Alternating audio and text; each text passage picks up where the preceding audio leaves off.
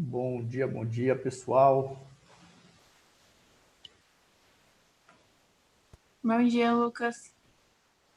Tudo jóia aí com vocês?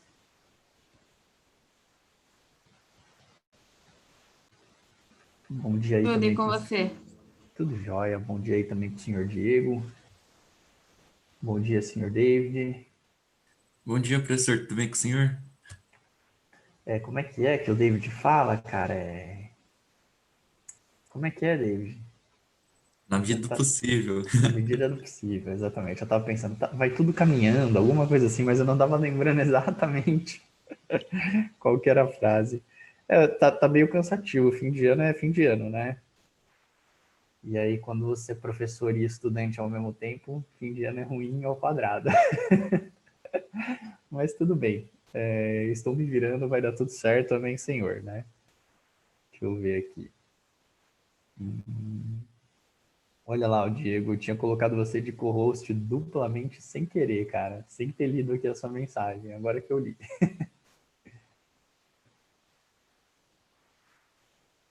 Já está rolando aquela troca de carinhos entre, entre membros aqui, com apelidos carinhosos, como de costume.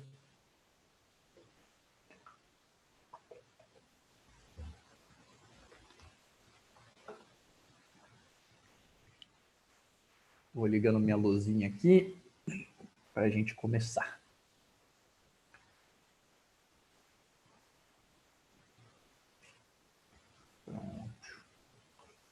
Ó, gente, como esses minutinhos iniciais aqui eu geralmente espero a galera entrar, eu prefiro esperar aqui já falando de uma coisa que eu não iria falar hoje, porque não ia dar tempo. E então eu já vou falando um pouquinho sobre essas coisas, e aí a gente começa daqui a uns 5 minutos. Começa mesmo, né, daqui a uns 5 minutos. Então, vamos lá. Deixa eu compartilhar aqui a minha luzinha.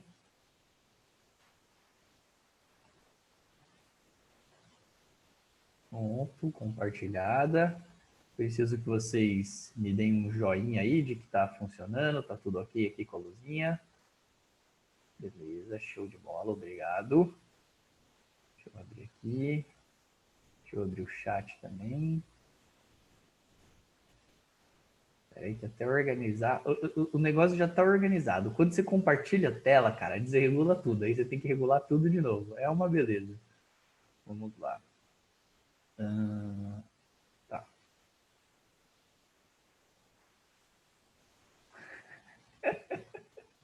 Já trocaram seu nome aí, David? Pois é, rápido, né?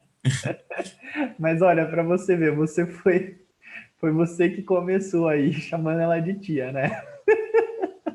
Obrigada, Lucas. Mas ó, em contrapartida eu tenho que fazer uma defesa aqui do David que tia, ele já te chama de tia há muito tempo, né? Agora mascote é a primeira vez que eu vejo aqui. Não, faz tempo que eu chamo ele de mascote também. É que eu vou variando, entendeu? Para sobrinho, para eu bigodon e assim vai. Entendi. É o bigodão também, esse daí eu já vi. Oi, gente, vamos começar aqui então. Um bom dia a todos aí, aos que entraram depois do bom dia. Agora a gente está numa terceira fase aqui, né? Ó, revisão 3, beleza? Veja que na nossa revisão 1, olha o tanto de coisinha vermelha que tinha, né? Tinha mais coisa vermelha. Na revisão 2, então, ó, mais ainda. Agora é uma coisa mais tranquila, tá? E eu já deixo adiantado aqui para vocês que essa parte aqui tá vermelha não é por conta das funções periódicas, é por conta das funções compostas. Beleza? Então tem uma questãozinha lá de função periódica, não é tão obrigatório você fazer. É legal fazer, ela é meio dificinho, mas é legal fazer. Agora, esse vermelho aqui, ó, ele tá aqui por conta das funções compostas. Beleza? Embora seja aí o alvo das aulas 29 e 30 fossem compostas e periódicas, está vermelho aqui por conta apenas das compostas. Vamos lá, vamos começar aqui, ó. A primeira aula que eu vou revisar hoje é a aula de funções e alterações em gráficos. Então, aqui eu tenho algumas funções clássicas. Função afim, a função afim clássica, né, que é y igual a x. y igual a x quadrado é a função quadrática clássica. É legal você ter decoradinho aqui esses desenhos. A recíproca nem tanto. Essas duas aqui são mais fortes, vocês já devem ter percebido ao longo do ano. Aí tem as funções do tipo x elevado a um número par. Tudo bem? Todas elas se conversam ali, são muito parecidos o formato. A única diferença é que as de índice maior, elas crescem mais devagar e depois crescem mais rápido. Qual que é o ponto de mudança? É no 1, 1, tá bom? Precisa saber tanto detalhe assim? Provavelmente não, mas eu estou aproveitando aqui esses minutinhos iniciais para lembrar. As de x elevado a um número ímpar estão aqui, tem esse tipo de desenho. Eu não tinha falado, mas eu já estou colocando aqui na revisão, porque quando tem alterações em gráficos é legal você saber a função clássica seno, a função clássica cosseno, a função modular clássica, que é y igual a módulo de x, a função exponencial, que é dividida dependendo da base, né? Ó, se a base é maior do que 1, ela é crescente, se a base é entre 0 e 1, é decrescente, e a logarítmica, a mesma coisa, ó, a mesma dinâmica aqui do crescente e decrescente, tá bom? Coloquei aqui nos casos que tem retas assíntotas, aqui tem uma só, então eu coloquei no singular, e lá em cima tem duas assíntotas, né? Então eu coloquei assíntotas no plural, tá bom? Lembrar aqui que existem essas funções, não vou parar para falar disso, mas eu recomendo aí que vocês deem uma olhadinha, se tem alguma que vocês têm dúvida do porquê que é assim, pense um pouquinho a respeito dela, de repente coloca um asterisco, a gente conversa muito em breve, tá bom? Semana que vem é a minha última semana corrida, e aí depois a gente já pode começar a marcar uns plantõezinhos, tá bom? Bom, alterações em gráficos, né? Tem que lembrar que fora, quando está fora do f de x, é intuitivo e vertical, e quando está dentro é contra-intuitivo e horizontal, tá bom?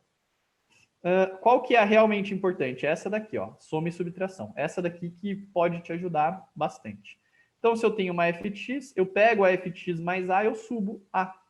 Aqui vai parar lá no a, né? Estava no 0, foi parar lá no a. E se eu tenho uma f de x menos a, eu jogo lá para baixo. Pensando aqui em a positivo, né? Tá bom? Como se fosse isso. Você está pensando assim, 2, 5, f mais 2 e f menos 2. Tá bom? Se você coloca dentro, é o contra-intuitivo. Então é horizontal. É horizontal e contra-intuitivo, né? Então eu tenho aqui a f de x. Se eu fizer f de x menos a, intuitivamente eu jogaria para direita, para esquerda, mas é contra-intuitivo, então eu jogo para direita. Aqui eu tenho a f de x. Se eu quero pegar f de x mais a eu jogaria para direita intuitivamente, mas é contra-intuitivo o horizontal, então eu jogo para a esquerda, tá bom? A mesma coisa aqui vai acontecer para multiplicação, já que eu vim até aqui, né? Vou finalizar aqui essa fala. A mesma coisa acontece para multiplicação, né? Quando é fora é intuitivo, então, ó, vezes a aumenta, né? Ó, quem é positivo fica mais positivo. Deixa eu pegar uma outra cor neutra aqui nessa história, né? Quem é positivo, ó, o azul estava aqui. Quem é positivo ficou mais positivo quando eu multipliquei por a, e quem era negativo ficou mais negativo. Potencializa, né? O único que continua igual é o zero. Quando eu divido por a, acontece a mesma coisa, só que no sentido contrário, né? Eu vou diminuir e eu vou diminuir. Diminuo o positivo, diminuo o negativo. Os únicos que continuam no mesmo lugar são os zeros, tá bom? Bom, por último, deixa eu fazer um pontinho aqui, porque senão esse da esquerda aqui não ficou tão coladinho, né, no desenho. Então, deixa eu fazer um pontinho aqui para passar a ideia de que é o mesmo ponto. Bom, quando eu tenho o de dentro, né, multiplicando por a ou dividindo por a, é o contra-intuitivo. Agora, antes eu estava aqui com relação ao x. Quem era positivo ficava mais positivo, quem era negativo ficava mais negativo. Quando eu faço por dentro, vai acontecer a mesma coisa, só que agora aqui para o eixo y, né? Antes, o que eu tinha? Eu aumentava ou diminuía, né? Esticava ou apertava, ou achatava. Aqui vai acontecer a mesma coisa, eu estico ou achato. Só que, como que isso vai se dar, né? Contra-intuitivamente. Aqui eu tenho a f de x, de azul, né? E aí eu vou pegar a laranja, quando multiplicar eu aperto, e quando dividir eu estico, tá bom? Lembrando que todos eles estão travados ali, ó, naquele meinho. Antes era a partir do eixo X que subia ou descia, agora é a partir do eixo Y que estica ou aperta, tá bom? E aí, para finalizar, temos os opostos, né? O oposto de um número é menos aquele número. Então, a gente tem as funções negativas. Ou a negativa da f, que eu vou refletir em relação ao eixo X, ou a negativa do x, a f do menos x, que eu vou refletir em relação ao eixo y. Como sempre, eu digo para vocês, não decorem isso, entendam o que está acontecendo aqui. Se tem alguma que está mais complicadinha aí, manda um asterisco, mais para o final da aula de hoje pode ser que a gente fale, tá bom? Mas basicamente o que acontece? Se eu tenho uma f que vale 2, a menos f vai valer menos 2. Se eu tenho uma f que vale menos 2, a menos f vai valer mais 2. Então é por isso que fica espelhado aqui no x. O que é positivo vira negativo, o que é negativo vira positivo, tá bom?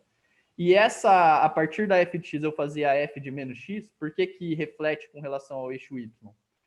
É como se tivesse um espelho aqui, né? Ó, aqui é como se o espelho estivesse aqui e aqui é como se o espelho estivesse aqui. Por que reflete a partir do eixo y? Porque o comportamento do f quando é 2, eu vou ter o mesmo comportamento quando quando o x é 2, eu vou ter o mesmo comportamento aqui quando o x é menos 2. Porque aí aqui vai ficar 2 e aqui vai ficar menos 2, que é igual a 2. Tá bom? Então o comportamento aqui do 2 é igual ao comportamento do menos 2 da outra. E aí fica refletido aqui com relação ao eixo y. Beleza? Gente, aqui eu não vou aceitar dúvidas agora. Quem tiver, guarda aí. A gente pode falar um pouquinho melhor lá no fim da aula. Por quê? Porque, veja, isso daqui é ferramenta. Tá bom? Ó, tanto é que tá como verde aqui, ó. Pode te ajudar, mas não vai necessariamente cair assim com essa cara. Tá bom? É difícil que caia. Impossível? Não. Mas tem uma certa dificuldade de cair. Tá bom? Vamos lá então, ó. Funções clássicas, já falamos, alterações em gráficos, e agora começa aqui o que realmente me importa, pelo menos da revisão, tá bom? Aulas 25 e 26, a gente falava de inequações do segundo grau. Como eu tinha dito para vocês, todos os tipos de gráficos de funções do segundo grau, vocês lembram que quando a gente estava resolvendo função polinomial, lá no finalzinho do conteúdo, para a gente resolver a inequação polinomial, a gente fazia o gráfico da função polinomial. Vocês se lembram disso? Foi a última aula que eu dei. Quando eu ia resolver uma inequação polinomial, né? Eu tinha lá x ao quadrado mais 3x menos 5 maior do que zero, né? Sempre comparando com zero. Eu fazia o gráfico da x quadrado mais 3x menos 5, que eu não sei como é que é, eu só sei que é com a concavidade para cima, preciso parar e pensar aqui como é que é. E aí eu via quem que estava para cima do gráfico e quem que estava para baixo, né? Então, isso aqui, vocês não podem se esquecer que é tipo um polinômio. Só que é o polinômio mais cobrado, né? O do segundo grau. Então, uma inequação do segundo grau, se eu tiver um domínio aqui dessas coisas todas, de todas essas possibilidades, né? Para delta maior do que zero, cruza duas vezes. Delta igual a zero, cruza uma. Delta menor do que zero, não cruza nenhuma. Por quê? Porque aqui tem duas raízes distintas, duas iguais, e nenhuma raiz real, né? Esses são os motivos. E aí, A maior do que zero com cavidade para cima, A menor do que zero com cavidade para baixo. Aí, essas são as possibilidades, tá bom? Já estão desenhadas aí, destrinchamos com mais calma na semana passada. Hoje eu vou só passar aqui por elas. Por quê? Porque a gente vai colocar mesmo na prática aqui. Vamos resolver esse exercício aqui, tá bom? Então, o número n, veja, às vezes tem esse tipo de problema com varal ainda. Então, a coisa fica mais complicada. Mas eu não vou aprimorar muito aqui. Isso vai ficar lá nos exercícios, tá bom? Estão resolvidos, inclusive. Qualquer probleminha, podem consultar lá. E muito em breve a gente faz aquele nosso plantãozinho. Então, temos lá, ó. N ao quadrado menos 17n mais 16. Primeira coisa, eu vou olhar para isso como se esse aqui fosse um y, né? Ó. Um y que é igual a n ao quadrado menos 17n mais 16. Tá bom? E aí eu quero saber quando que o y é maior do que... eu quero saber quando o y é maior do que zero. Então eu vou fazer o gráfico disso aqui, né? Esse cara aqui, ó, quais que são as raízes? Já dá para ver aí de imediato quais são as raízes por soma e produto? 16 e 1. 16 e 1. Por quê? Porque a soma desses dois tem que dar 17, né? Ó, R1 por soma e produto, tá bom? Ó, R1 mais R2 é 17. E R1 vezes R2 tem que dar 16, né? E números que somados dão 17 e multiplicados dão 16. É 1 e 16, ó. 1 mais 16 é 17. 1 vezes 16 é 16, tá bom? Então, por soma e produto, eu vi quando que esse gráfico aqui, ó, ele fica no zero. Quais que são as raízes deste gráfico, beleza? E aí, quando estamos vendo aqui as inequações do segundo grau, a gente não precisa desenhar o eixo y, só precisa desenhar o eixo x. Aqui desenhando o eixo x, que no caso seria o eixo n, né? O eixo onde eu estaria colocando o n. Para o valor do n, o que eu vou ter? Ó, o y, como é que ficaria o gráfico disso, né? Do y em função do n. Eu vou colocar aqui só para ficar mais didático, mas depois eu vou apagar, tá bom? Seria o seguinte, eu teria uma raiz no 2, uma raiz no 1, perdão, e eu teria uma raiz lá no 16. Está meio fora de escala aqui, mas o que importa aqui é a ideia. Então, eu teria a raiz no 1 e teria a raiz no 16. E a concavidade é para cima, ó, porque quem acompanha o n ao quadrado é um a positivo, tá bom? Portanto, concavidade para cima, sorrisinho aqui para cima, né? Então, ó, mais, menos e mais. E aqui eu vou apagar, porque esse eixo não me serve mais. Ele só servia para eu perceber que aqui era positivo, né? Quando o x está menor do que 1, o y é positivo. Quando o x está entre 1 e 16, é negativo, né? E quando o x é maior do que 16, é positivo o y. Porque eu estou estudando o sinal do y, né? É o y que eu estou comparando ali com... Espera aí que eu apaguei coisa demais aqui. É o y que eu estou comparando com 0. Então, eu estou estudando o sinal do y. Quando que o y é maior do que 0? Quando o x é menor do que 1, o n, né, no caso, é menor do que 1, ou quando o n é maior do que 16, tá bom? Então, qual que seria, a partir deste desenho aqui, né, dessa funçãozinha, desse meu y, onde que eu chego? Eu chego que, moral da história, n ao quadrado menos 17n mais 16, um passinho de cada vez aqui, né, é maior do que 0. Ser maior do que 0 implica que o x tem que ser menor do que 1 ou o x tem que ser maior do que 16. Tá bom? Professor, essa resposta está incompleta? Não. Mas você pode deixar ela um pouquinho mais formalizada aqui, né? X pertencentes aos reais, tais que x é menor do que 1 ou x é maior do que 16. Tá bom? Você poderia, sim, fazê-la desse jeito. Beleza? Mas aqui é o suficiente para gente, porque eu não preciso responder isso, né? A minha pergunta, na verdade, é a seguinte, ó. Um número n inteiro e positivo que satisfaz a inequação, ou seja, que está dentro da resposta, né? Todos esses valores aqui satisfazem a inequação. Mas qual desses aqui que satisfaz? O 2 não está aqui, né? O 2 está aqui, ó. Ele não está na parte verde. O 7 também não. O 16 também não, né? O 16 está bola aberta aqui, ó. Ele não entra. Porque é estritamente maior do que 0, né? Se fosse maior ou igual, tanto 1 quanto 16 entrariam também. Mas como é estritamente maior, ele não entra. E aí, quem vai entrar aqui na resposta é só o 17, que está aqui, ó. E aí, bingo, fim de papo, exercício resolvido. Tá bom? Queridos, essa é uma parte aqui que eu preciso dar um pouco mais de enfoque. Então, se alguém teve algum problema com ela, eu peço que se manifeste aí. Levante a mãozinha, a gente tira uma dúvida aí, tá bom? E eu aceito aqueles joinhas, como sempre. Não vou super mendigar hoje, mas quem quiser mandar, me ajuda também. Um obrigado aí a Natália. Beleza, então um obrigado aí ao pessoal, todo mundo que mandou um joinha. Show de bola. Depois, gente, tem aquela história do varal, tá? Isso eu não vou ficar abordando muito aqui. Acho que ao longo do ano eu cheguei a fazer um exercício ou outro que tinha varal, lá na parte de log, se eu não me engano. Tinha um negócio de domínio de log, alguma coisinha assim. Eu já revisei um pouquinho desse bendito varal. E tem lá nas tarefas, tá? Então, não deixem de fazer essa daí, que é importante entender esse varal. Reforçar esse varal. Por quê? Porque cai muito? Não, mas porque é difícil, é fácil a gente esquecer, então tem que estar martelando lá o tempo todo, tá? Bom, vamos lá então para o próximo conteúdo, já que tivemos bastante joinhas aí, né? Se alguém estiver com a mão levantada e eu não ver, comentem, tá, gente? Mas eu acho que tá todo mundo aparecendo aqui para mim hoje. Deixa eu dar uma olhadinha no chat. Felipe só que mandou um salve aqui, eu não tinha visto. Então tá bom. Bom dia aí pro senhor Felipe também. Vamos lá, ó. A próxima aula era de classificação de funções, que o David estava aguardando ansiosamente. Ele não estava nem dormindo essa semana por conta dessa revisão aqui das classificações de funções. Certo, David? Não parecia. É claro. É claro. Rapaz, está mais preocupado lá em chamar a Letícia de tia do que com esse conteúdo aqui, né, David? Brincadeira, ó, vamos lá. A Letícia concordou. Ó, a gente tem as funções, tem duas classificações, né? A da paridade das funções, se ela é par, ímpar, tá bom? E a da bijeção, né? Injetora, sobrejetora, bijetora.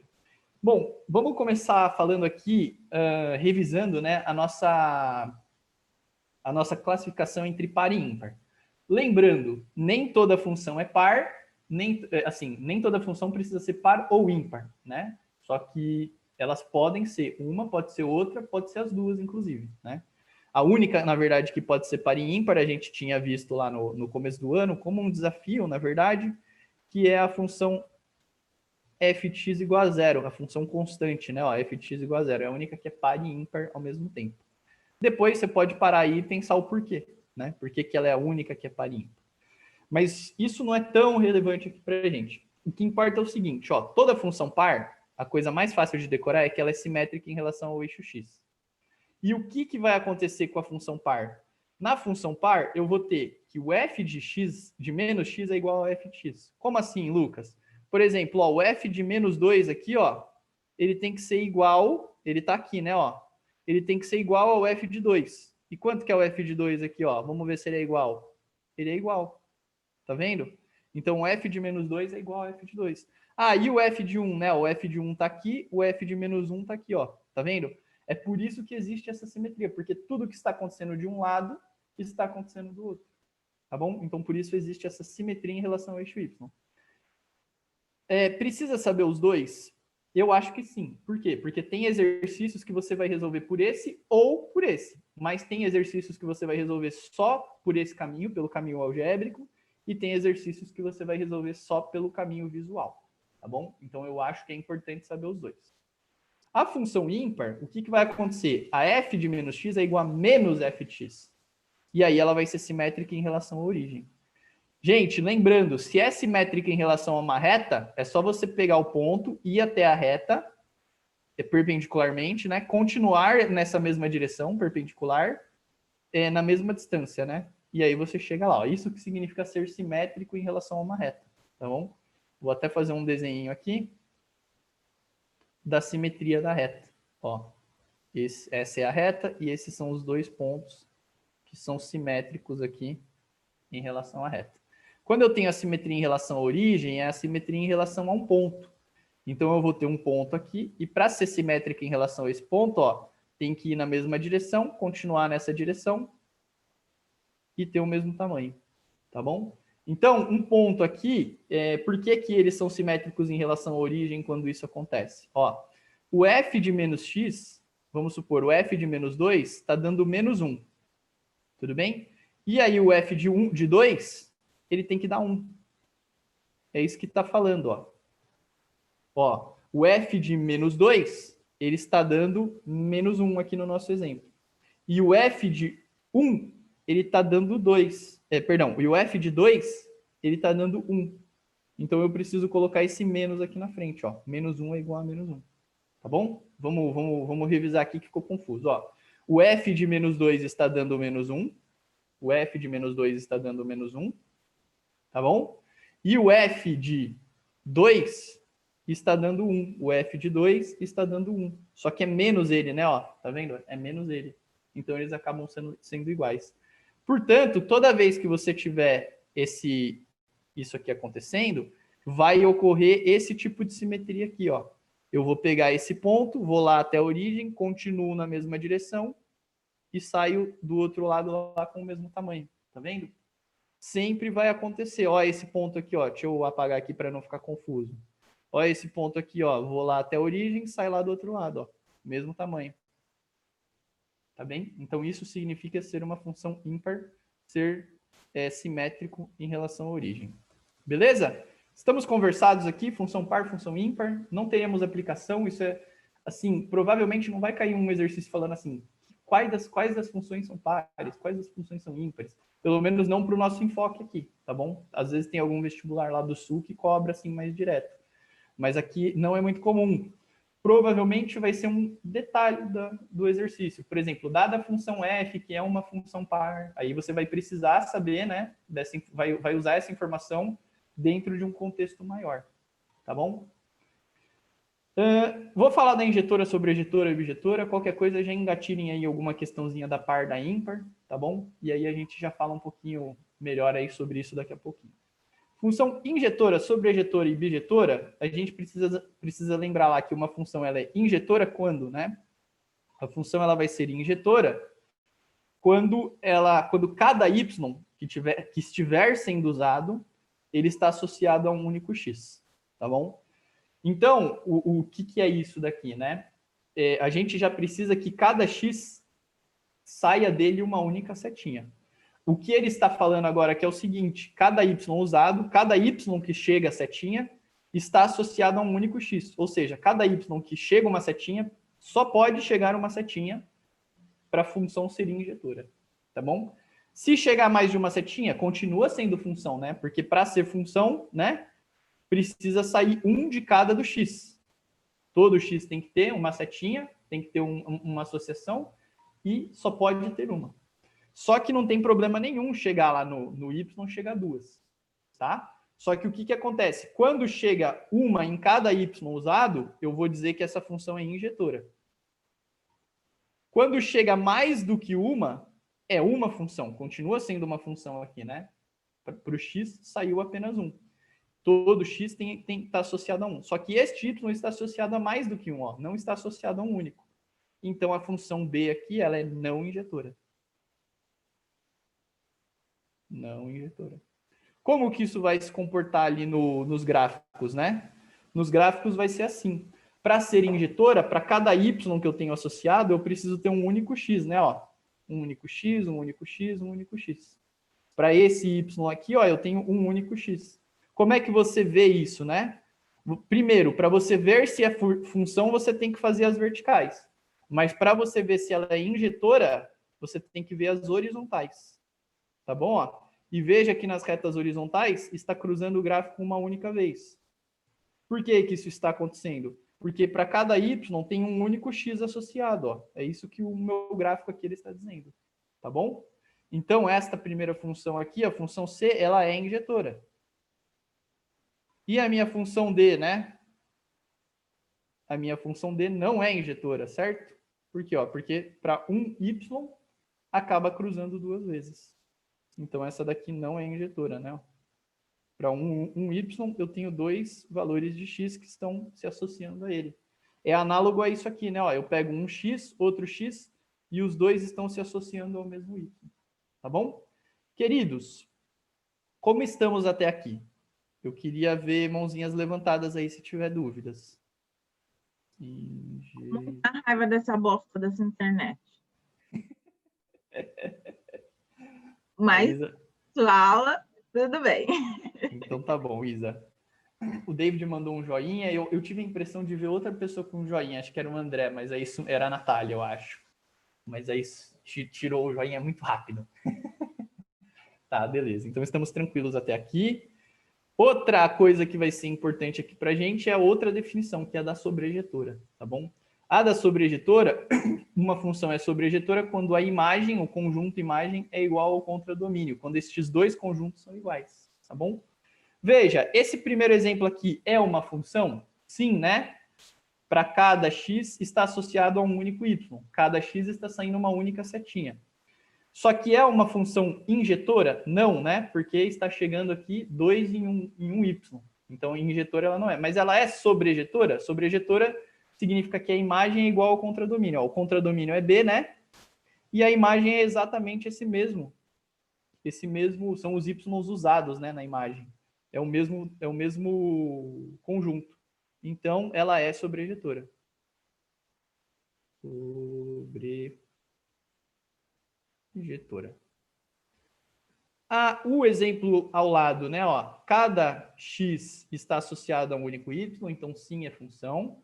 Cada y usado está associado a um único y, então ela é injetora. Mas veja, o meu conjunto imagem, ele é diferente do contradomínio, né? Ó, o contradomínio é o n. Tem os 5 a mais no contradomínio que não tem na imagem.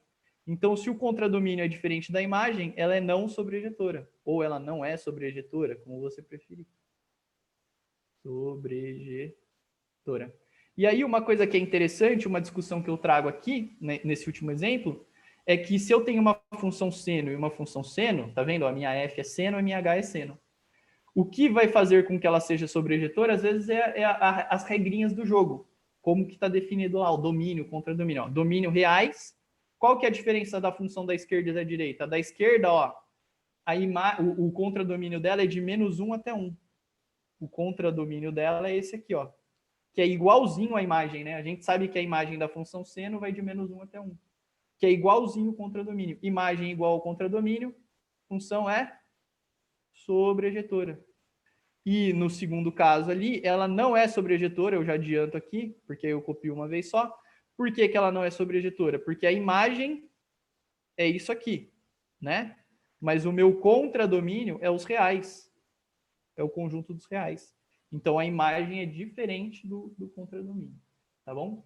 Contradomínio e a imagem são distintos. Tudo bem até aqui, pessoal? Ó, por último, vou fazer só uma última definição antes de abrir para as perguntas, ó. Que a função bijetora é uma função que é injetora e sobrejetora. Beleza? A função bijetora, bi, 2, né?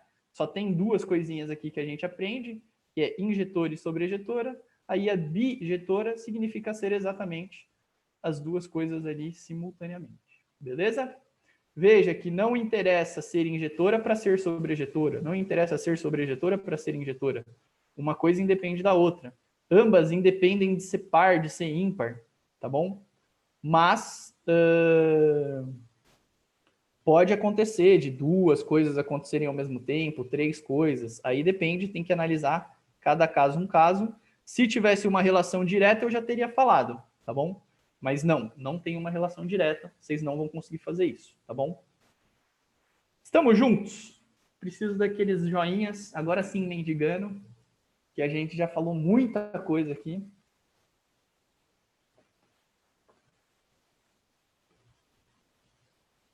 Então tá bom, então estamos tranquilos, vamos lá para o próximo conteúdo. Não estou vendo mãozinhas levantadas, então acho que está tudo jóia. Vamos lá. A próxima aula fala de funções compostas e periódicas. Veja, eu começo lá a minha aula e eu mantive aqui a ordem falando das funções periódicas. Por quê? Porque elas são um pouco menos importantes. Elas são importantes? São, mas já tem uma aplicação bem comum dela, que é das funções trigonométricas. Então, olhar para uma periódica como uma periódica só é difícil ser cobrado. Geralmente eles gostam de mandar numa tacada só. Ah, já que vai cobrar periódica, já cobra uma trigonométrica. Então, dentro da teoria das trigonométricas, vocês já ficam vacinados aqui com relação a isso, tá bom? Mas, basicamente, toda função periódica, o meu f de x, ele é sempre igual ao f de x mais p. Para qualquer valor de x, né? Ou seja, para a função toda, para todo o domínio, isso acontece. E eu tenho que lembrar aqui que esse p que está de vermelhinho aí é o meu período, tá bom? Deixa eu até reforçar aqui. Colocar de vermelho, então o P é o meu período, tá?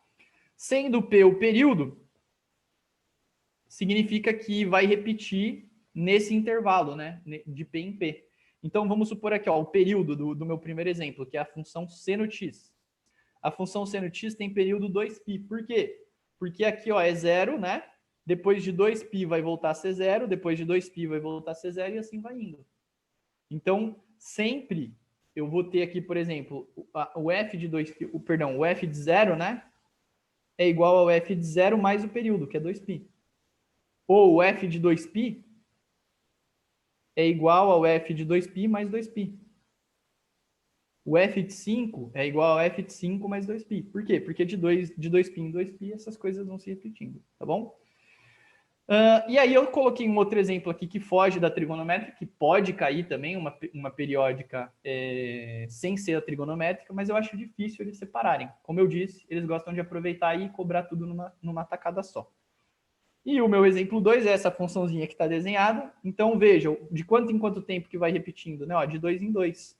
Aqui, aqui, aqui, aqui, né? Então, o período dessa função é 2. E aí, por exemplo, o f de 1, ele é igual ao f de 1 mais 2, que é 3, ó, tá vendo, ó? Que é igual ao f de 3 mais 2, que é 5. Todos esses aqui têm o mesmo valor de f, ó. Tá bom? Ah, mas e se eu quisesse saber o f de meio? Ó, o f de meio tá aqui, né? Ele certamente vai ser igual ao f de 2,5, porque o período é 2, então eu estou crescendo 2, ó. O f de meio é igual ao de 2,5, que é igual ao de 4,5. E assim sucessivamente, tá bom? Então essa é a nossa funçãozinha periódica. E agora eu faço uma pausinha aqui, queria saber se estamos tranquilos aqui com a periódica, se alguém tem alguma pergunta. Por quê? Porque a coisa vai ficar um pouquinho mais densa aqui, como eu tinha dito para vocês, a composta é um pouco mais necessária aqui para a gente. Inclusive, vamos fazer um exercício aí da Unicamp de 2017, tá bom? Estamos tranquilos, então? Não estou vendo mãozinhas, vi uns joinhas, mas não vi mãozinhas. Então, tá bom. Ó, olha lá, as funções compostas. As funções compostas, elas são funções, é uma composição de funções. Eu vou colocar uma função dentro da outra, tá bom? Então, se eu tenho uma função lá de A em B e uma função de B em C, né? Ó, veja que são funções distintas, a F e a G, né? Aí eu tenho, por exemplo, a minha F, ela vai levar o pessoal que está em A em B, né? Então, ó, um A1 vai levar um A2, um B1 vai levar um B2, um C1 vai levar um C2. E aí, depois eu tenho uma outra função, uma G, que vai pegar a galera do B e vai levar no C. Então, por exemplo, A2 vai levar no A3, B2 vai levar no B3, C2 vai levar no C3. E, às vezes, eu tenho coisas da vida que eu relaciono uma variável com a outra e depois uma terceira variável com a segunda. E, para mim, é interessante, já às vezes, olhar não esse caminho todo até chegar no A3, mas direto do A1 para o A3. Então, eu faço uma composição de funções. Veja que a minha x, quando ela passa pela f, eu transformo em f de x. E aí, quando eu pego essa f de x e passo pela g, eu transformo em g de f de x. Né? Se aqui fosse, por exemplo, m, seria g de m aqui, né? Se aqui é f de x, vai virar g de f de x. E esse g de f de x é a que a gente chama de função composta, é a g da f, tá bom? A gente escreve aqui esse gof, não se fala gof, que não tem rigor nenhum matemático falando isso, mas eu sei que muitas vezes a gente pensa, né, fog, gof, mas não é isso, tá? Aqui é mais interessante pensar g da f, tá bem? Então, quando eu levo lá do A1 para 3, é a g da f. Então, se eu tiver aqui, ó, g de f de x é a mesma coisa que g da f de x, tá bom? Só escrevendo aqui, ó, eu gosto mais dessa notação, mas essa notação aqui também pode acontecer. E aí você tem que saber ler. Toda vez que você vê isso, é a mesma coisa que a g da f de x, tá bom? Se precisar mudar lá para você se sentir mais à vontade fazendo exercício, muda. Se conseguir tocar com isso daqui, bingo, tá bom? Vamos aplicar aqui um exercício? Gente, essa teoria aqui, ela vai muito além, beleza? Essa parte de funções compostas, lá nas nossas tarefinhas ao longo do ano, tinha às vezes eu dava F e dava G, e pedia para vocês encontrarem a F da G, ou a G da F, né? Às vezes eu dava a F da G e a G, e pedia para vocês encontrarem a F.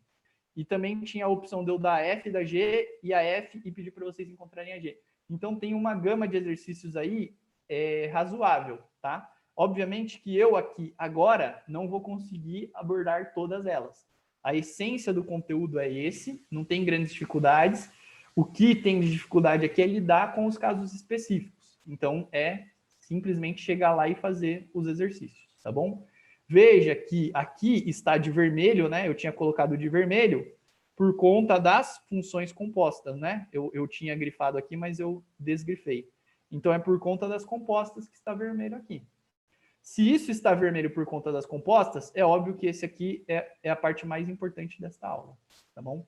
Então, importantíssimo que vocês façam lá os exercícios, especialmente das compostas. Vamos lá fazer o exercício 1. São 5 exercícios. O 1 eu já estou resolvendo aqui com vocês. Na verdade, são 4. Porque dessa aula, o 5º exercício é de periódicas, o primeiro eu já estou resolvendo, vocês têm o 2, o 3 e o 4 lá para fazer. Tá bom? Não deixem de fazer estes. Considere as funções 3 elevado a x, f de x é igual a 3 elevado a x, g de x é igual a x ao cubo, definidas para todo número real x, o número de soluções da equação f de g de x igual a g de f de x é igual a... Bom, eu queria que alguém me falasse aí como é que monta essa continha, porque a minha voz já está cansada, já estou cansado de falar, preciso ouvir outras vozes. o isolamento social está me deixando louco. Eu preciso ouvir outras vozes. Vamos lá.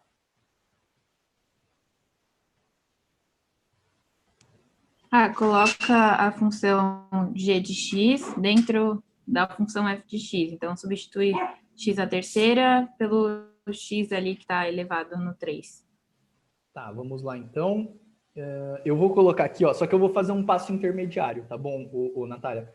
Como a f da g de x, ó, a f é isso, né? Ó, a f de x é isso. Então, se eu colocar aqui g de x, eu tenho que colocar g de x aqui, né? Ó. Então, no lugar da f de g de x, eu vou fazer o seguinte, ó. F da g de x, eu vou colocar 3 elevado a g de x, tá bom?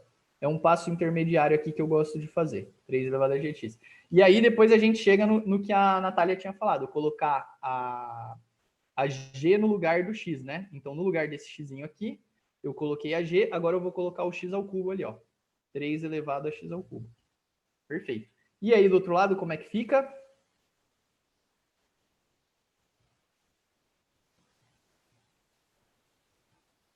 Fica 3x elevado... Espera.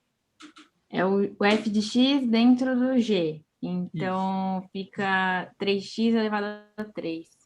Isso, fica f de x elevado a 3, né? Que é a mesma coisa que 3x elevado a 3. É isso, né? Isso. 3x elevado a 3. E aqui é interessante porque quem inventou esse exercício, ele quer que você confronte aqui, né, a propriedade de potência. Que você perceba que isso daqui é diferente disso. Porque se fosse igual, todos os x's satisfariam isso, né? Isso daqui seria igual sempre, mas não é igual sempre. Por quê, né? Porque quando eu tenho aqui, ó, 3 elevado a x elevado a 3, esse aqui é o x que está elevado a 3. E aqui não, eu tenho essa galera toda elevada a 3. E aí você tem que usar aquela propriedade de potência, que isso daqui é a mesma coisa que x vezes 3. Tá bom? Moral da história, né? Ó, x vezes 3 ou 3 vezes x. Mas qual que é a moral da história? Equações exponenciais. Quando eu tenho a mesma base, eu consigo comparar os expoentes. Então, x ao cubo é igual a 3x. Beleza?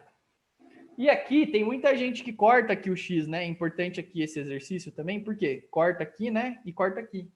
Só que isso significa que você está cortando o x igual a zero como resposta, né? Então, a maneira mais interessante de resolver isso, para você não se esquecer de alguns casos, é jogar todo mundo para o mesmo lado.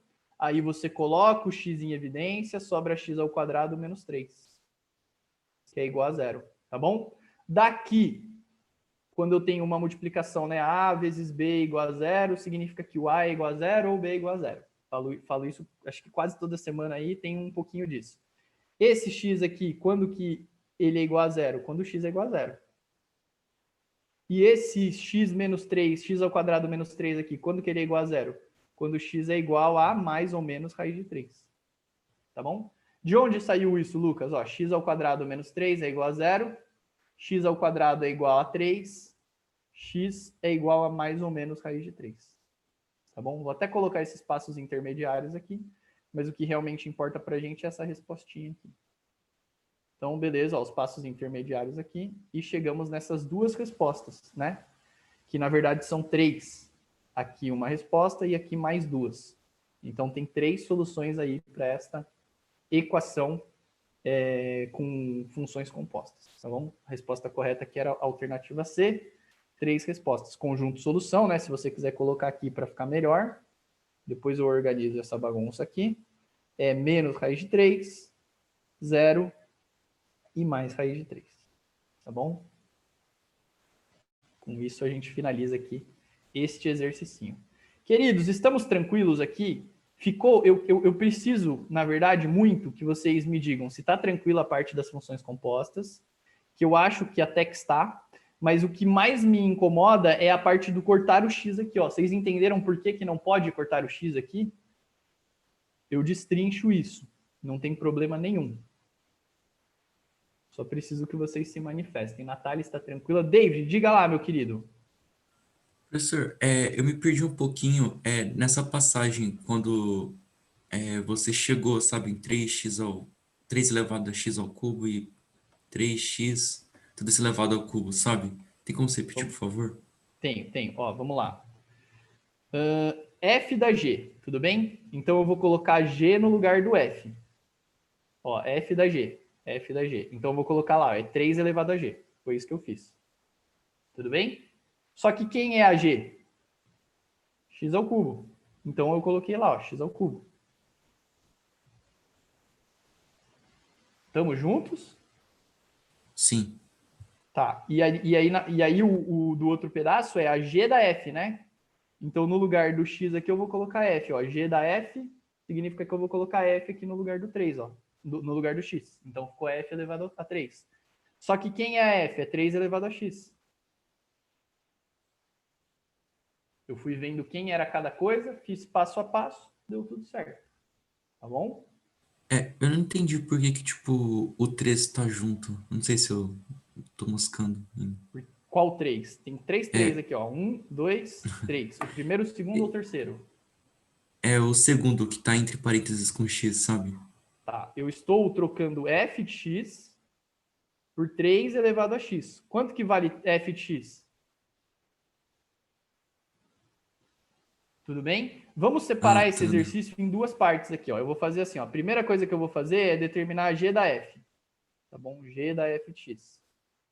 Bom, se a g de x é igual a x elevado a 3, então a g da f de x é f de x elevado a 3. Tá bem? Ó, se a do x é x ao cubo, a da f de x é f de x elevado ao cubo. E aí depois eu substituo. Quem que é f de x? Então a g da f de x é igual a 3 elevado a x. E isso tudo aqui elevado a 3. Tudo bem? É passo a passo. É chegar e organizar ali. Colocar as coisas nos devidos lugares. Beleza? Então, tá na Beleza. joia. E, professor, você pode explicar aquilo do porquê que não pode cortar o x, por favor? Tá.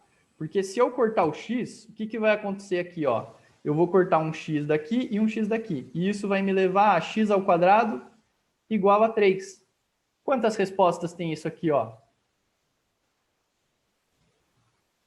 2. Eu acabei cortando o caso em que x é 0.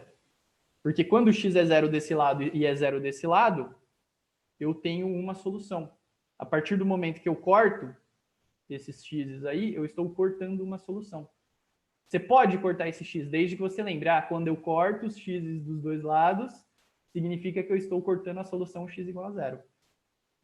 Para fugir disso, eu gosto de organizar melhor a resposta, eu prefiro jogar todo mundo para um lado e colocar em evidência. Eu acho que é mais elegante e mais difícil de se confundir. Tá bom? Lembrou bom, desse beleza. detalhe aí, desse problema aí que existe? Lembrei. Valeu, professor. Uhum. Então tá jóia. Queridos, mais dúvidas aí, enquanto eu vou organizando aqui?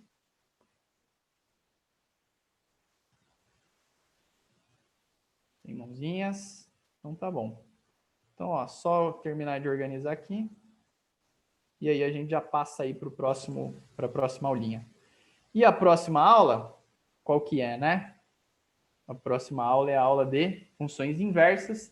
E a gente praticamente finaliza aqui. Porque depois teria uma última aula aqui, ó, que é de exercícios. Então é mais um traquejo ou outro, não tem conteúdo mesmo. Tanto é que eu coloco aqui de verde, porque pode ser que caia? Pode. Alguma coisa que é explorada aqui nesses extras. Mas não é uma coisa assim que não tem um conteúdo ali, uma coisa que, ó, que grande novidade. Tá bom? Claro, façam os exercícios, né? Vai ser importante também. Mas aqui para nossa apresentação de revisão não é tão relevante. Então vamos falar das inversas aqui e aí finalizamos a nossa aulinha de hoje. Olha lá, ó, as funções inversas, aulas 31 e 32, eu tenho uma função de A em B, que qual é a lei que descreve isso? É x mais 1. Então, por exemplo, o meu A é 1, 2, 3, o meu B é 2, 3, 4. Aí eu tenho, por exemplo, aqui, se é x mais 1, vai levar sempre no sucessor, né? Então, ó, o 1 leva no 2, o 2 leva no 3 e o 3 leva no 4.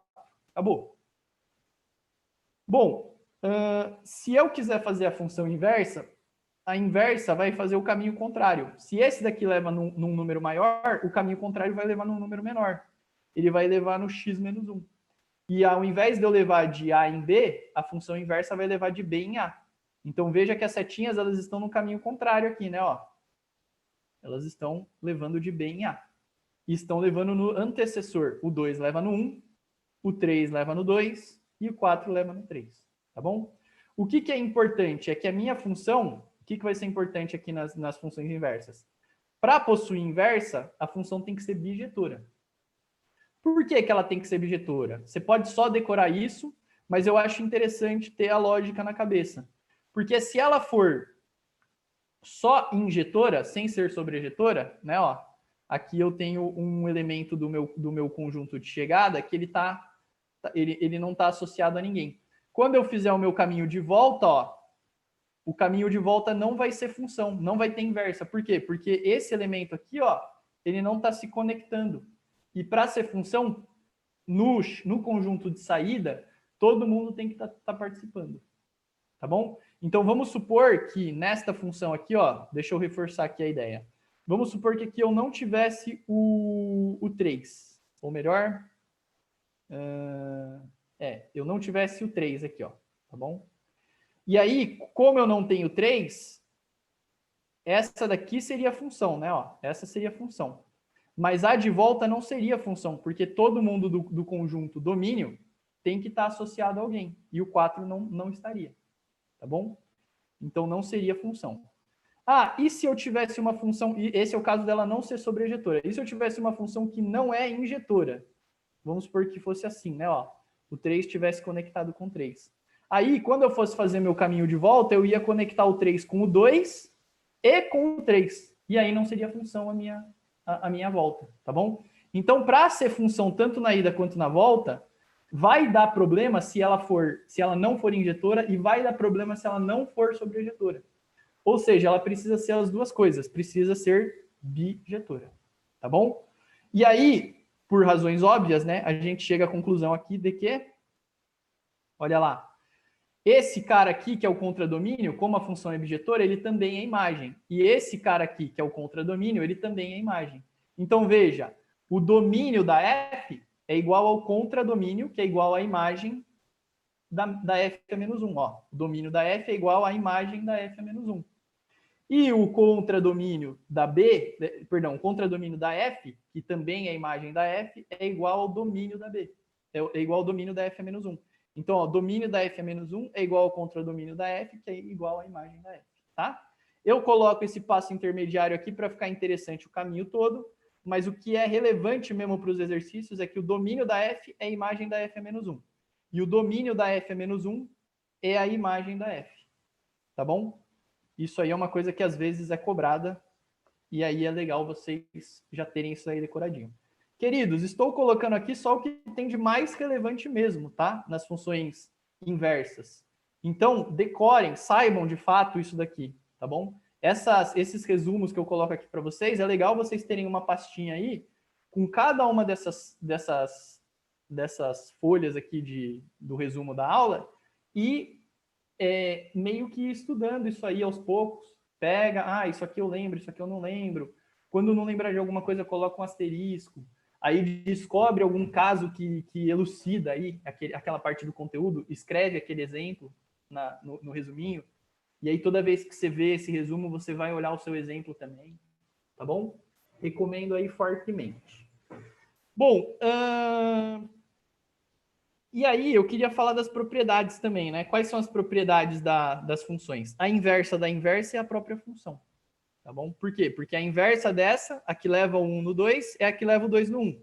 E qual que é a inversa que leva o 2 no 1? É a que leva o 1 no 2. Então, a inversa da inversa é ela mesma. Tá bom? Moral da história. F a menos 1 da F a menos 1. Ó, a menos 1 da F a menos 1, a inversa da inversa é a própria função. Tá bom? Tá de vermelho aqui porque é importante. Qual outra coisa é importante? Ó, se eu tiver uma composição da função com a sua inversa, ou da inversa com a função, eu vou ter a função identidade, né? Por quê? Porque pensa assim, ó, se eu pegar uma função composta, eu vou fazer o seguinte, eu vou primeiro pegar aqui, ó. Eu vou pegar f a menos 1 da f de x, tá bom? Então, ó, a minha f, ela vai fazer o seguinte, ela vai levar o 1 no 2. Então, se eu quiser saber, ó, aqui, ó, a f de 1,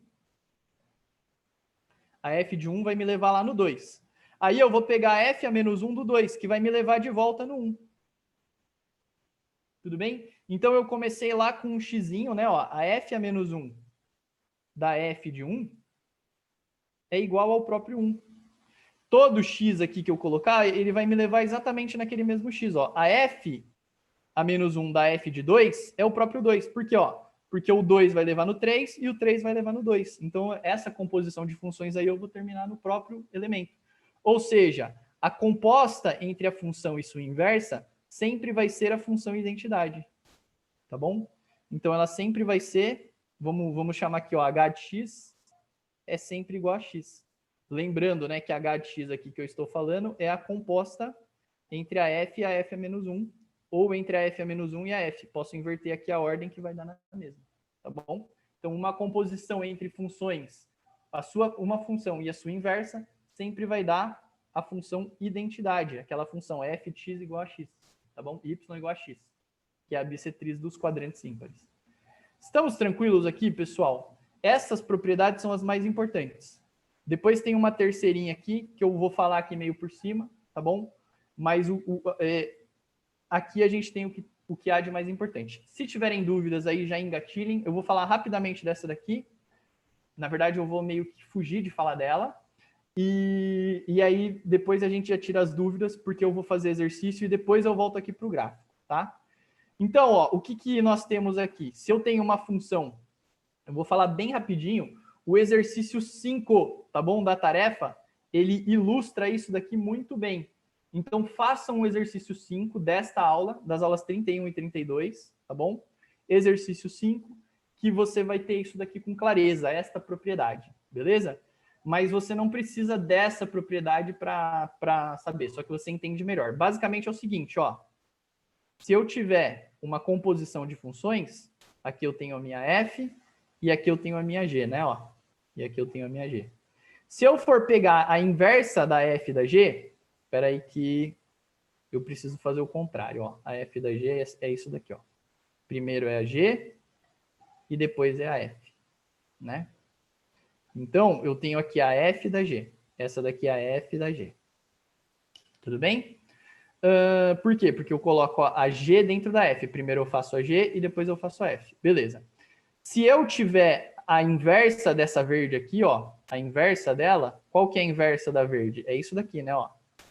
Só que a inversa da verde, eu pego a inversa da f dentro da inversa da g. Olha lá, ó, a inversa da f dentro da inversa da g. Tá bom? Precisa ter isso decorado? Isso vai ser explorado assim? Ah, eu tenho que ter decorado na ponta da língua? Não. Se for, vocês vão ver que pelo contexto do exercício, eu estou falando assim, 95, 99% de chance. Se for pelo contexto do exercício, você vai conseguir chegar a essa conclusão. Tá bom? Façam o exercício 5, vocês vão perceber isso. Mas eu só estou dizendo que isso aqui não cai do céu. Quem quer ter decorado, tenha. Eu acho que é legal pensar aí e ter o raciocínio. O que é mais importante aqui? Essa é uma aula densa, né? O que é mais importante? Isso aqui é tranquilo, eu acho. Quem já entendeu a inversa está tranquilo com isso. É importante lembrar, ela é objetora. Essa é a primeira coisa que é importante. Está de vermelho aqui, ó. Lembrar que o domínio de uma é a imagem da outra, o domínio da outra é a imagem de uma. Acabou. São duas coisas que tem para lembrar. E aqui, isso daqui é meio óbvio. A inversa da inversa é ela mesma. Não precisa nem decorar. E isso daqui eu acho que é uma terceira coisinha que tem que decorar aqui nessa aula. Tá bom? Que a composta de uma função pela sua inversa é a função identidade. Beleza? Queridos, queria ouvir perguntas. Conforme for, dependendo da pergunta, eu já destrincho no próprio exercício. Como estamos aí? Ou então aqueles joinhas, né? Por gentileza. A Natália já mandou um joinha.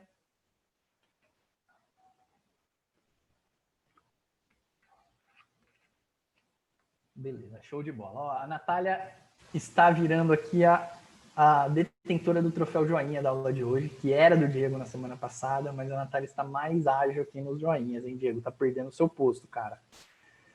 Ó, vamos lá fazer um exercício aqui. Seguinte, ó, o FPR 2017, responda as seguintes perguntas a respeito da função, né? Você tem aquela funçãozinha ali e vamos responder aqui essas perguntas. Qual que é o domínio da G? Primeira pergunta. Essa eu queria que vocês respondessem. Vimos na última aula, hein? Como é que determina o domínio da G? É É 1 todo menos X. 4x. Ah, pode falar, David. Não, fala, Nath, perdão. Vai logo, David. Não, você começou primeiro, termina. Ai, meu Deus. Eu não sei se tá certo, mas 1 menos 4x diferente de zero. Exatamente. Era aquela restrição de que o denominador tem que ser diferente de zero. Queridos, prestem atenção numa coisa aqui, né? O que eu tinha falado para vocês? Para um enunciado estar devidamente feito, tem que estar escrito que são funções reais. Está escrito isso daqui, função real? Não, mas eu tinha dito também na última aula, vocês se lembram? Tem a parte lá do meu exercício que está escrito real, eu falei, ó, gente, se não estiver escrito real, está implícito que são funções reais, porque nós não vemos aqui funções complexas, tá bom? Tá faltando isso no enunciado? Tá, mas dá para entender. Tanto é que a Natália já até resolveu o negócio, né? Vou jogar lá o 4 lá para o outro lado. 1 é diferente de 4x, então eu posso passar o meu 4 lá dividindo, sem problema nenhum. E aí x fica diferente de 1 sobre 4, tá bom? Eu passaria o 4 lá, ficaria 1 sobre 4, x é diferente de 1 sobre 4. Ah, quero responder bonitinho, porque é uma questão dissertativa. Ok. Domínio é igual ao conjunto dos reais, dos x pertencentes aos reais, tais que x é diferente de zero. Tá bom? Ah, professor, eu queria ser um pouquinho mais pedante aqui e responder com mais elegância matemática ainda. Ok, não tem problema. R, o domínio é isso daqui, né? Ó, peraí, eu tinha esquecido de colocar uma coisa, domínio de G, né?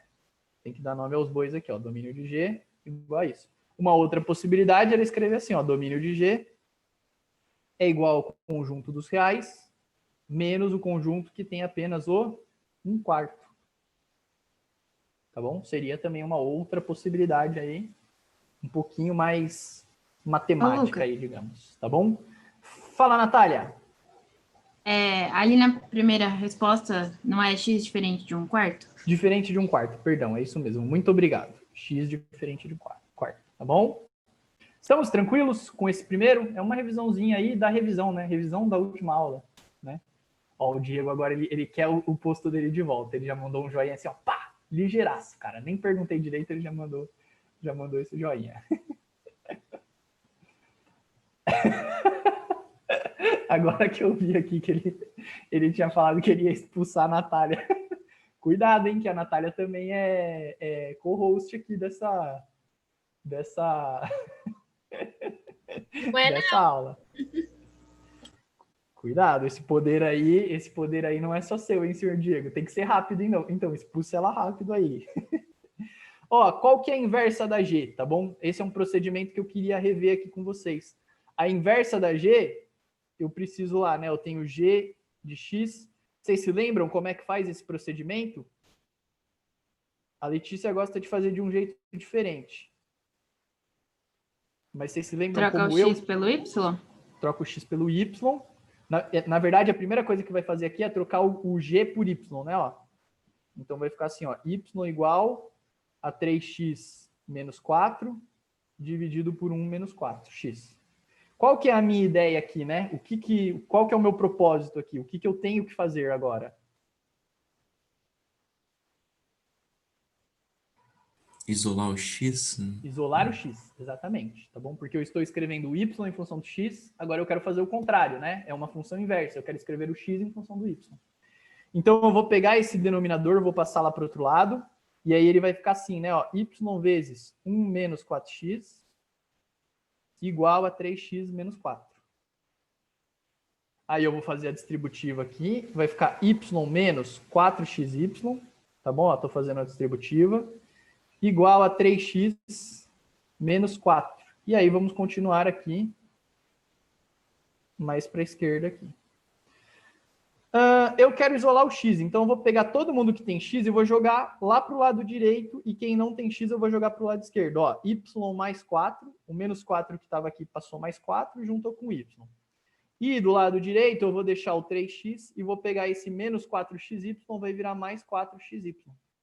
Ele vai passar lá para o lado direito, tá bom? Isso mesmo, bingo. Aí agora vamos deixar esse y mais 4 aqui desse jeito. A galera que tem x, eu vou colocar o x em evidência, porque eu quero isolar ele, né? Então vai ficar 3 mais 4y, tá bom? Coloquei o x aqui em evidência, foi isso que eu fiz. E aí depois eu vou passar essa galera que está multiplicando o x lá dividindo. E aí vai ficar assim, né? Ó, x é igual a y mais 4 dividido por 3 mais 4y. 3 mais 4y. E aí, por último, a gente faz aí o que a Natália tinha falado. Que tem que trocar o x pelo y, né? Ó, então, portanto, y é igual a x mais 4 dividido por 3 mais 4y. Tá bom? Tem que tomar cuidado, né? Ó, se isso daqui é verdade, se o primeiro é verdade, esse aqui é verdade. Aí esse daqui é verdade. Aí este daqui é verdade, esse daqui é verdade e esse daqui é verdade. Esse último passo aqui é né? Isso daqui não implica no que está lá embaixo. Então eu gosto de colocar uma setinha aqui, ó, sem rigor matemático nenhum. Só para dizer que eu chego a essa conclusão. Mas isso daqui não implica isso, né? Eu não posso trocar do nada aí valores de uma equação, tá bom? Aquela equação inicial é equivalente a essa equação. E aí, a partir dessa manipulação algébrica, eu chego aqui, né? Que o y é isso. A minha função inversa é isso daqui, né? Ó. Deixa eu só colocar. Vou colocar desse jeito aqui, ó. E aí, então, a minha f a menos 1, né? De x é igual a x mais 4 dividido por 3x, 3 mais 4x. Aqui eu esqueci de trocar esse y, né? Ó, era x aqui, ó. 3 mais 4 vezes x. Beleza? Então, chegamos aqui na nossa função inversa, que era o pedido aí no item B. Gente, como estamos aqui com essa função inversa? Tranquilos? Natália já mandou o joinha aí rapidão, Diego também, Caiane. Senhor David fechou a câmera. Tá bravo com o professor lá, a explicação ficou uma porcaria, tá dando soco lá na câmera. Não, tô nada. Tá tranquilo, senhor David? Eu não vi o seu joinha, só vi uma câmera fechada. Tranquilo, tranquilo. Então tá bom, agora eu senti mais tranquilidade. E aí, para finalizar aqui a nossa aulinha, temos o seguinte. Graficamente, como que as funções inversas elas se comportam, né? Uma função e a sua função inversa, elas são simétricas em relação à bissetriz dos quadrantes ímpares, tá bom? Vocês se lembram disso? Por exemplo, se eu tenho aqui, ó, a bissetriz dos quadrantes ímpares, que está aqui, e eu tenho aqui a minha função f. Então, esse ponto que está aqui, ó, quando eu uso a bissetriz dos quadrantes ímpares como espelho, eu tenho que ter aquele outro ponto ali na função, ó. Esse ponto que está aqui, ó, tem que existir ali, ó. Esse ponto que está aqui, ele existe ali, ó. E aí, uma coisa que é interessante é que se existe uma simetria no espelho, por exemplo, se eu tenho um ponto, que está sobre o espelho, assim, se eu colocar o meu dedo sobre o espelho, o reflexo também vai estar sobre o espelho, né? A distância zero do espelho. Então é isso que acontece, ó. Quando uma cruza o espelho aqui, a outra automaticamente cruza também. Ou seja, a interseção de duas funções, né, a função e a sua inversa, elas vão se cruzar sempre sobre a bissetriz dos quadrantes ímpares. Ou seja, sempre em pontos em que a coordenada y é igual à coordenada x. Tá bom? Por que a coordenada y é igual à coordenada x? Porque na bissetriz é a reta y igual a x. Então, esse ponto aqui, por exemplo, se ele tem coordenada x igual a k, x igual a k, a coordenada y também é igual a k. Tá bom? Então, todas as ressalvas, elas já estão feitas aí, todos os detalhes importantes, eles já estão aí. Tá bom? Graficamente, a Unicamp cobrou aqui a função inversa. Ela não é das mais importantes, mas ela cobrou aqui. curiosamente, não é muito comum, 2016 aí, ó, relativamente recente. Considere o gráfico da função y igual a x, y igual a f de x, exibido na figura a seguir, e aí ele pede para você determinar aqui, ó, o gráfico da inversa. Bom, o gráfico de duas funções, a função e a sua inversa, eles são simétricos em relação à origem, em relação à bissetriz dos quadrantes ímpares. Então, coloquei ali a bissetriz dos quadrantes ímpares. Aí eu vou fazer um desenho aqui como se fosse um espelho, né? E vai ficar uma coisa assim. Quem que tem essa carinha, né? A A não, a B não e a D também não. Tá meio estranho aqui o jeito que eu coloquei, né? As alternativas. É coisa do Word. Então a resposta é a C, tá bom? Eu vou colocar aqui em quadrado, porque senão vai parecer que a C é de baixo. A resposta era C aqui, ó. Beleza? Tranquilo, né? Exercício assim, ó, para ganhar, né? Conteudista. Complicado isso, né?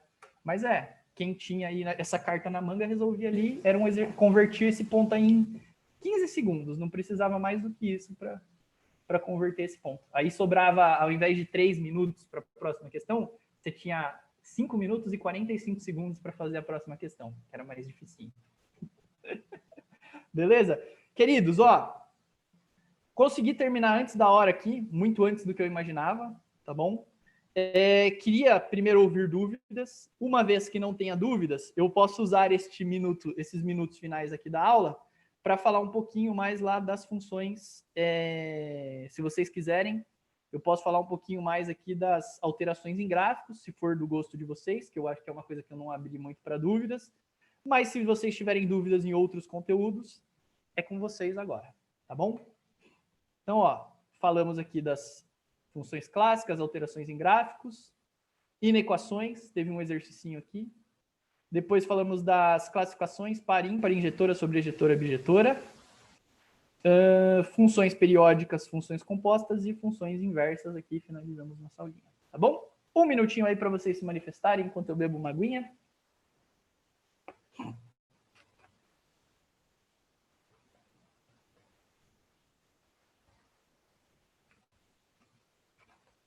Fala lá, senhor David.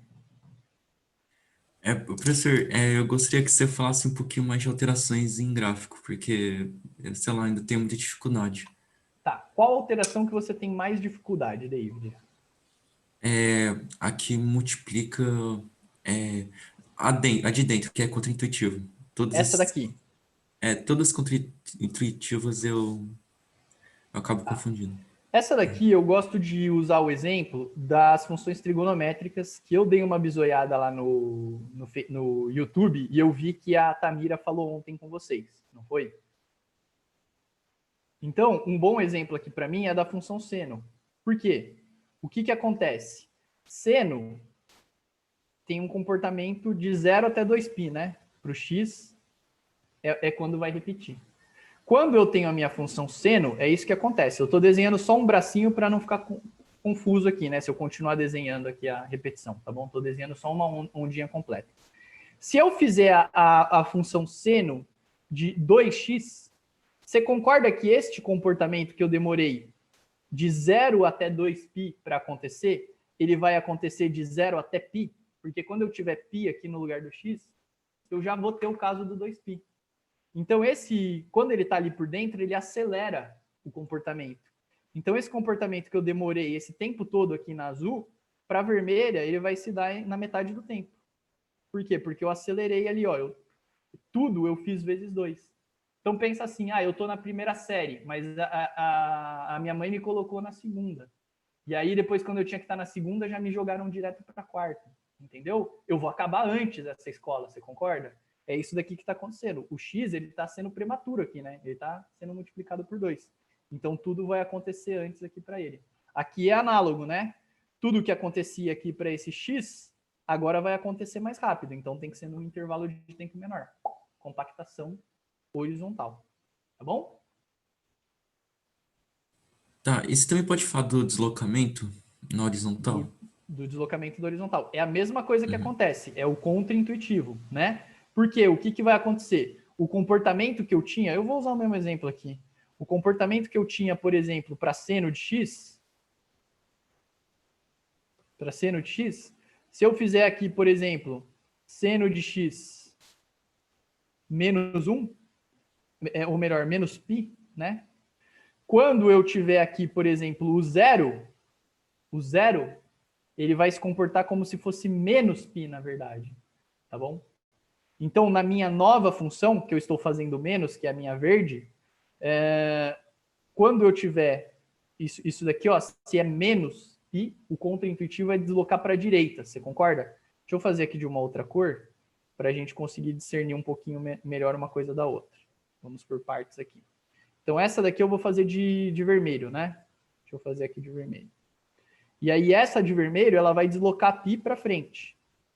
Então, vamos jogar essa funçãozinha aqui, ó, π para frente, tá bom? Por quê? O que vai acontecer? Quando eu tiver aqui dentro desse contexto, é melhor eu colocar um π, ó. Quando eu tiver o π aqui, ela vai se comportar como se fosse a de zero aqui, você concorda? Então, a função vermelha, quando for π, ela se comporta como se fosse a de zero. Tá bom? É aquela coisa, isso daqui, vamos pensar assim na meritocracia, né? Se uma pessoa começou lá atrás, ela tem menos privilégios, certo? Isso significa que ela precisa já estar π à frente para estar no zero da outra pessoa. Tá bom? É mais ou menos essa ideia. Esse aqui, ó, ela só lá no π que ela vai atingir o mesmo nível que a outra tinha ali no zero. Tudo bem? Ela vai ter que tudo que a vermelha for fazer, ela tem que estar π à frente da azul para conseguir ter o mesmo desempenho. É mais ou menos essa ideia. Faz sentido? Reflete aí.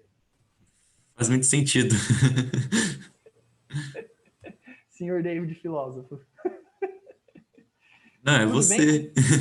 Com essa daqui também? Estamos tranquilos? Sim, sim. Então tá bom. E aí, tem mais aí, David, aqui das contraintuitivas? Você quer falar mais alguma coisinha? Estamos tranquilos aqui com as alterações? Eu não tinha entendido dos opostos, mas aqui, na hora que você explicou, na hora mesmo, eu consegui entender. Então, tipo, eu acho que pra mim já acabou, pelo menos alterações de gráfico. Tá, precisa só digerir aí um pouquinho melhor, Né? né? Sim, Tá. sim. E praticar um pouquinho. Beleza, show de bola. Gente, mais alguém tem dúvidas aí? David, tem dúvidas de outras partes aqui, sem ser das alterações? Professor, o varalzinho vai ter na tarefa, né? Porque eu tenho dificuldades ainda, então só Varalzinho lá vai dá. ter na tarefa, tá bom? Tá, Eu beleza. adianto um varalzinho aqui para vocês, não tem problema nenhum, tá bom? Uhum. Eu vou abrir aqui eu só vou precisar mudar aqui a maneira de compartilhar, tá bom? Compartilhando. Eu prometo para vocês que vai ser rápido. Eu acho que se eu fugir um pouquinho do horário aqui da aula, vai ser muito, muito pouco, tá bom? Só um minutinho aqui para eu abrir esse arquivo, tá bom? Mas eu não vou resolver o exercício inteiro, eu vou dar só uma ideia do como que funciona. Aqui, ó, revisão, tarefa 3. Já irei mandar lá para vocês, tá bom? Tá meio lento aqui para abrir, mas foi. Ó, a revisãozinha aqui da tarefa 3, como é que acontece lá um exercício que tem aí o varalzinho, né? Que tem que fazer uso do varalzinho. Deixa eu já ir para uma folha extra aqui. Ó, o uso do varal era inequações de segundo grau, né? Então está mais ou menos por aqui, ó. Inequações de segundo grau. Esse aqui, por exemplo, ó, tá vendo? Esse aqui, ó. Ah, não, esse aqui ele tá mais chatinho de ver. Deixa eu ver se tem um que já sai mais de imediato. Também não tem. Mas tudo bem, eu vou inventar uma aqui que usa o varal em cima lá do nosso exercício que a gente fez. Eu acho que vai ser mais proveitoso. Mas vocês vão ver que vai se encaixar aqui no que está acontecendo na aula. Olha lá. Se eu tivesse, por exemplo, que dizer quando que n ao quadrado menos 17n mais 16 dividido, tá bom? Eu vou colocar aqui, eu vou trocar até por x aqui, ó. Fica um pouquinho menos coisa para a gente ter que lidar. X menos 2. Como é que eu faria isso daqui? Deixa eu voltar a vê-los aqui. Como é que eu faria isso daqui? Eu teria que fazer o varal. Eu quero saber quando que isso é maior do que zero, né? Tá bom? Então, eu tenho que fazer o estudo do sinal do numerador, o estudo do sinal do denominador, e aí eu faço o estudo do sinal final. Tá bom? O estudo do sinal do numerador, como é que é? Ó? É 1. Quais são as raízes ali que a gente tinha visto? 1 e 16. Resolvemos hoje isso. tá bom? Qual que é a raiz do de baixo aqui? É 2, né? Aí aqui eu tenho uma parábola com a concavidade para cima, no numerador, tudo bem? Eu estou fazendo estudo do numerador. Aqui eu faço estudo do denominador. E aqui do numerador sobre o denominador, tá? Esse daqui é uma reta crescente, né? Então vai ser uma coisa assim. Aí a gente estuda os sinais, ó. Aqui tá para cima é positivo, aqui tá para baixo é negativo, aqui tá para cima é positivo. Aqui tá para cima é positivo e aqui tá para baixo é negativo. Tá bom? E aí eu vou dividir nesses 4 intervalinhos aqui, ó. Beleza? Já se lembrou aí, senhor David, como é que é a ideia aqui mais ou menos? Sim, sim. Então tá. E aí eu coloco esses divisores de água aqui, né? O 1, o 2, o 16. Faço os sinaizinhos lá, mais com mais dá menos, menos com mais dá menos com menos dá mais e mais com menos dá menos. Aí tem uma coisa que é delicada aqui, né? Ó, aqui é o 0 do numerador. Então, quando for 0 em cima e qualquer coisa embaixo, vai dar 0, né? Ó. E aqui é o 0 do denominador, quando é 2, né? Ó, quando x é 2 é o 0 do denominador. E aí 0 é o denominador. Então não existe. Tem que lembrar de colocar aqui esse não existe. Tudo bem? Como ele queria para quando isso daqui é maior do que 0, ele quer saber quando isso é maior do que 0, né? Então é quando x está entre 1 e 2 ou quando x é maior do que 16. Tá bem? Ah, professor, mas a resposta deu diferente do que você tinha colocado, né? É lógico que deu diferente. Antes eu estava analisando o sinal só do numerador. Agora eu estou analisando o sinal dessa fração. É óbvio que o cara aqui de baixo ele interfere no sinal do resultado final, né? Não só o cara de cima. Tá bem? Está lembrado, senhor David? E se tivesse raiz, eu tinha que fazer o quê mesmo? Não pode dar negativo, né? Veja, a raiz... se tivesse raiz aqui embaixo... Aí a gente tem que tomar um pouco mais de cuidado. Eu já explico aí os pormenores disso, tá bom? Eu só queria dizer o seguinte, estamos aí em 10 horas, o David já está tirando dúvidas. Se mais alguém quiser ficar para tirar mais alguma dúvida, fique à vontade. As mensagens já foram passadas, tá bom? Então, quem quiser ir indo, uma boa semana. Façam lá as tarefinhas, né? Deem uma olhada sempre lá na nossa tabelinha de revisão para dar prioridade para o que deve ser prioridade, tá bom? Eu vou mandar aqui essa com aqui a parte em vermelho, né, dessa aula aqui, funções compostas, que eu já apaguei umas 300 vezes, nem sei como que eu apago, mas eu apago. Mas eu vou mandar lá no conteúdo para vocês, tá bom? Para vocês ficarem mais atentos aqui às funções compostas. E aí deem uma olhadinha também nas amarelinhas aqui, que vai ser importante. É legal também, tá bom? Então, boa semaninha para quem vai indo, se cuide aí, tá bom? Bora lá, senhor David. Lucas. Imagina. Ó, a sua dúvida, na verdade, aí quando for raiz. Eu não estou falando de condição de existência. Eu estou falando quando que isso é maior do que 0. Tá bom? Não misture uma coisa com a outra. Por que você está misturando isso? Porque este problema ele poderia ser apresentado da seguinte forma. Qual que é o domínio dessa função? Você concorda que perguntar qual que é o domínio dessa função e perguntar quando que isso é maior ou igual a 0 é a mesma coisa? Tudo bem? Mas toma cuidado. Aqui eu estou restringindo a minha fração com o denominador. Isso aqui não tem nada a ver com função. Eu não disse que isso é uma função. Tá bem? Toma cuidado com isso. É verdade também que se tivesse uma inequação com uma raiz quadrada, você teria que anular os casos em que isso daqui é negativo. Só que não é cobrado assim para a inequação. Quando uma coisa mistura com a outra, ele pergunta o domínio disso, aí você percebe que analogamente o domínio disso daqui é saber quando que o radicando é maior ou igual a 0. Tá bem? Mas aí, o David, é um caso de cada vez, é parar ali e pensar. Entendeu? Não tem como... as ferramentas, elas foram colocadas. Aí, dependendo do grau de complexidade que for colocado na questão, não tem como generalizar, entendeu? Martelar ali, ó, sempre vai ser assim, sempre vai ser assado. Beleza? Beleza. Então tá joia. Finalizamos aqui a parte dos varaizinhos. Você quer falar mais alguma coisinha de varal também? Não, eu consegui lembrar, eu tava... eu tinha esquecido, na real, como que fazia, mas deu pra lembrar, valeu. Tá, é uma coisa chatinha, né? Por isso que ao longo do ano eu tento colocar aí o tempo todo pra gente ir martelando, né? Eu não coloquei o tempo todo, né? Tem momentos que não é não é oportuno colocar, mas todas as vezes que eu consegui colocar, eu coloquei, tá? Mais alguma dúvida aí de outras funções periódicas compostas, funções inversas? Estamos tranquilos? Como é que estamos?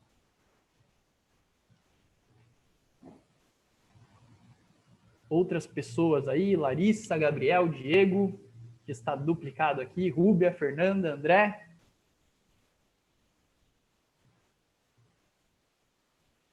Então tá, aqui é só um feedback final aí. O que vocês acharam de hoje? Foi mais tranquilo ou mais pesado aí que das últimas semanas? Eu vou ter que pegar um tempinho para digerir. Hoje foi mais informativo, você achou, David? Eu achei, pelo menos para mim foi. Hoje foi mais conceitual, né? Foi muita coisinha que é bom, assim, você vai usar como ferramenta, né? Você tem que meio que decorar ali aqueles conceitos. Eu concordo. Assim, em termos de exercício, não tinha tanta coisa assim, mas de que você tem que sentar e estudar, porque caso você precise daquele conceito para resolver o exercício, sim, essa aula foi mais chatinha, né? Acho que depois de praticar vai ficar melhor, Diego. Sempre depois que praticar, com certeza vai ficar melhor. Então, beleza, gente. Já que estamos tranquilos, vocês me deram uma devolutiva aqui, o Pro agora também está tranquilo, certo? Então, vou me indo, tá bom? Tem mais uns 5 minutinhos aí para a gente conversar, mas já que ninguém está se manifestando, vou me indo. Beleza? Beleza.